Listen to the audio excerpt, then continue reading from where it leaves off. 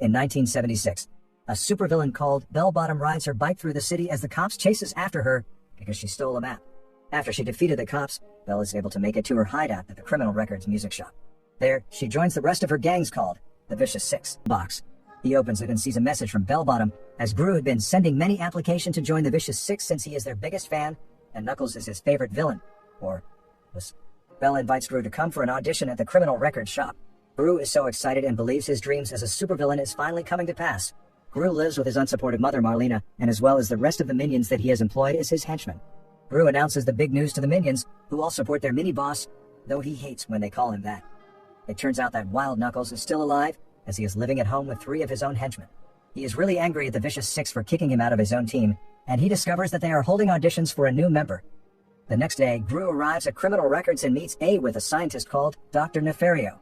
He shows Gru one of his new inventions, a gun that shoots out a sticky green hand to grab things. Nefario offers it to Gru and shows him the secret entrance to the Vicious Six hideout. Gru meets with them, but they dismisses him for being a kid, as Jean-Claude thought he was just a dwarf when they reviewed his application. As they send him away, another candidate comes in and tries to show off what he can do, only to have his jetpack malfunction, which makes him fly like crazy. The Vicious Six tries to stop him, making them to be distracted. Gru sees the Zodiac Stone behind them, and uses sticky gun that Dr. Nefario gave him and swipes the stone, but the Vicious Six catches him and started to chase after him. Gru rejoins his minions and throws the stone to one minion, Otto. He rides away as the Vicious Six chases after him. During the chase, he makes Stronghold and Nunchuck to knock each other out, and as Valen's Vengeance tries to catch onto Gru's bike, he uses his rocket to speed up, making them to escape. Meanwhile, Knuckles sees the whole thing and follows Gru in his van. As Gru arrives back home, he and the other minions waits for Otto, who is with the Zodiac Stone, to arrive. When Otto finally arrives, he presents Gru with a rock with googly eyes instead of the stone. Otto explains that he ended up going through a lot of accidents until he ended up at a birthday party and traded the birthday boy the stone in exchange for the pet rock. Gru is so angry for what Otto did, and he promptly fires all the minions. He goes off on his own to go find the stone, but as he goes down the street, Knuckles' henchmen kidnaps him and throw him in their van, which Kevin watches. Kelvin hurries back to tell the other minions that their mini-boss has been kidnapped. Gru is taken to Wild Knuckles' hideout. Gru is so joyful to meet his idol, but Knuckles is furious to find that Gru doesn't have the stone. He calls Gru's home to try and get a ransom from his mom, but Kevin picks the call. Knuckles tells him to deliver the stone to San Francisco within 2 days' time, or they will kill Gru. Kevin, Stuart, Bob, and Otto immediately goes to the house of the kid that Otto gave the stone to. The kid informs them that he gave it to his uncle a while ago, who is already moving out on his motorcycle. Otto chases after him on a tricycle, while the other 3 minions sees a bus going to San Francisco and follows it. They arrive at the airport and pretend to be pilots, while the other one pretends to be a flight attendant. Kevin and Stuart try to fly and end up touching the wrong buttons, creating a mess before they manage to landing safely. On the other hand, Knuckles places Gru on a torture device, which is a record player that will push him closer to spinning saw blades. He instructs his henchmen to go out, and they find the minions. The henchman tries to capture them, thinking the stone is in their possession, and they end up in Chinatown, where an acupuncturist called Master Chow sees the henchmen beating up the minions. Despite being an old lady, Chow displays spectacular kung fu skills and defeats the henchmen. The minions is impressed and begs Chow to teach them her skills, but she tells them that she has retired from that life. However, when the minions flash their cute puppy eyes at her, she couldn't resist and agrees. The henchmen quit on Knuckles after their failed mission. Knuckles later frees Gru from the torture device and makes him do his house chores. While cleaning his pool full of crocodiles, Knuckles falls in. Gru quickly pulls him out and rescues him in time, and Knuckles is really grateful. He takes Gru along on a heist. They go to the Bank of Evil, disguising themselves as grandfather and grandson.